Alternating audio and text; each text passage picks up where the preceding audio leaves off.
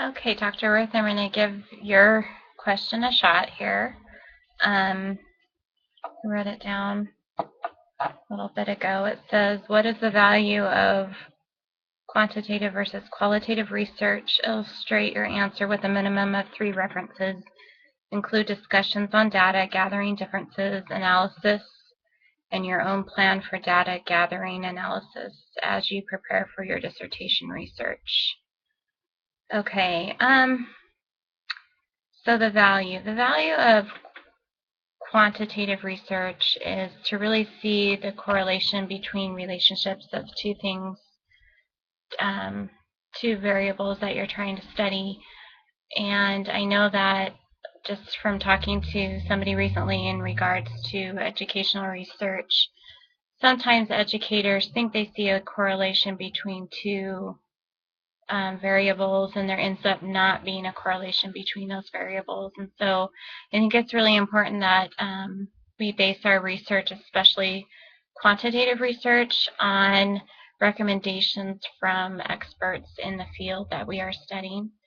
And in my particular study in regards to self-efficacy, instructional coaching, and its direct link to student achievement, sorry, I'm kind of freaking out about seeing myself on film here, or on this screen here talking.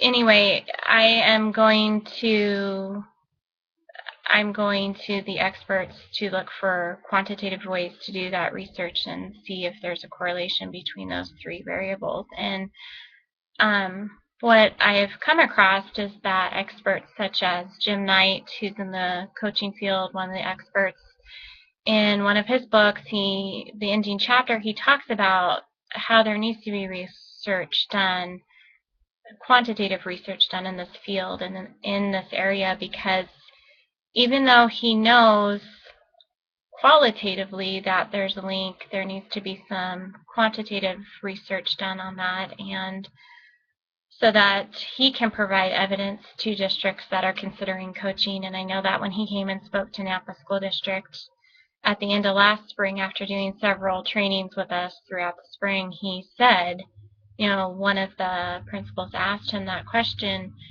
and he said that, he had done some research, quantitative research, but, it wasn't, it was just kind of like his own pocket of research. It wasn't anything that was published necessarily. So he was hoping that more people would study to see if there's a correlation there. Also, in regards to self-efficacy, which is another topic that I am addressing in my research project, I really see the value of interviewing teachers, which would be qualitative research. And again, going back to Jim Knight's research on how to properly interview, how a coach can properly interview a teacher, and just really take a look at developing a relationship, developing trust before really great work can be done between the two. I'm also looking at Albert Bandura's work in the self-efficacy realm, looking at the Likert scale for teachers to evaluate themselves and the way they feel about self-efficacy. And I tested that out a little bit in my own school this year. And I also looked at a student Likert scale with a self-efficacy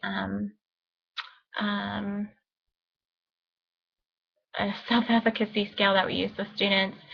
And what I find really interesting is, just kind of a side note, I hope this isn't birdwalking for my final, but just some interesting findings from that is that really has an impact on teachers and students, the idea of enhancing self-efficacy and focusing on its importance. And we were working on a vision statement for our school today, and we've done some work within that realm on a team level and on the different grade level teams. And then we brought everybody together to kind of finalize our vision. And what I found really interesting is when people were writing the visions down, many of them mentioned self-efficacy and in the vision statements they were working on. And so I really do feel like there is a direct correlation between teacher self-efficacy, coaches helping with that, helping teachers with their self-efficacy by guiding them within their instructional practices that will impact student achievement.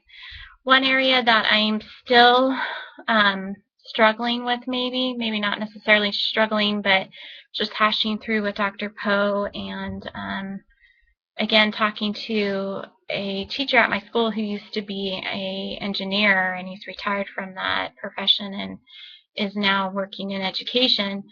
And he said that he used to look at dissertations for educators when he was in grad school because he loves statistics. And he said, you know, and I kind of mentioned this in the beginning, that oftentimes educators they think there's a correlation between variables, and there isn't.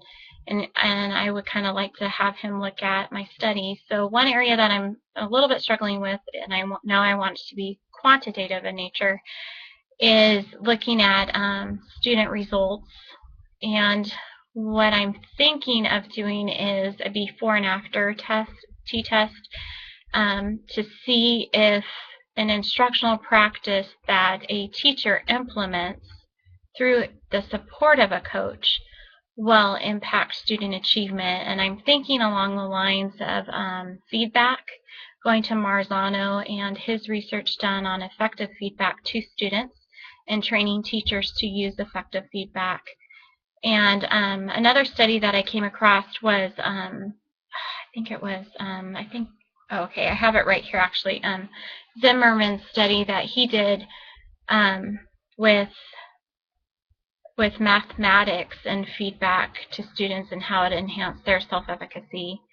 And so I'm thinking of going into that direction of getting some quantitative research in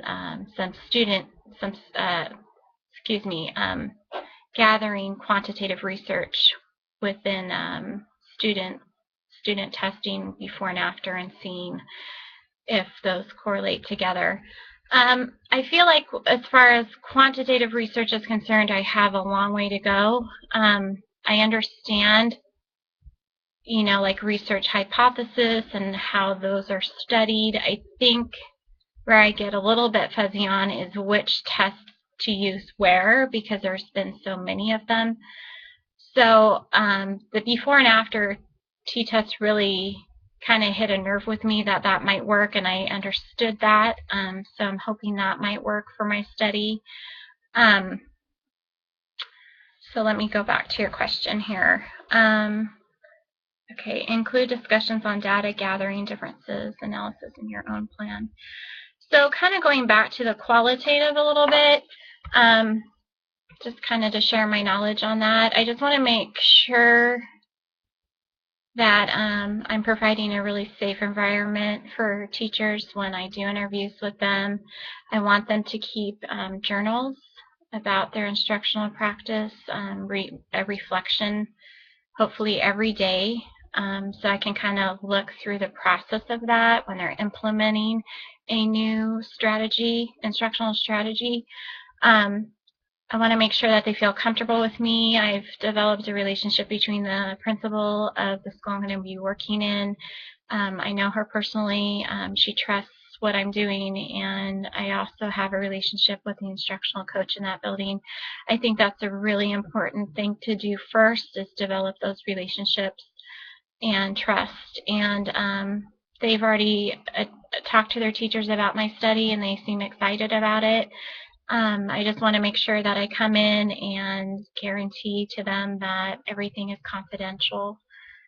And I also know that it's important to understand the setting in which you're doing your research, what kind of demographics we're dealing with, and just making sure that I understand the culture and the environment of the school. I've already spent some time there, so that's helpful.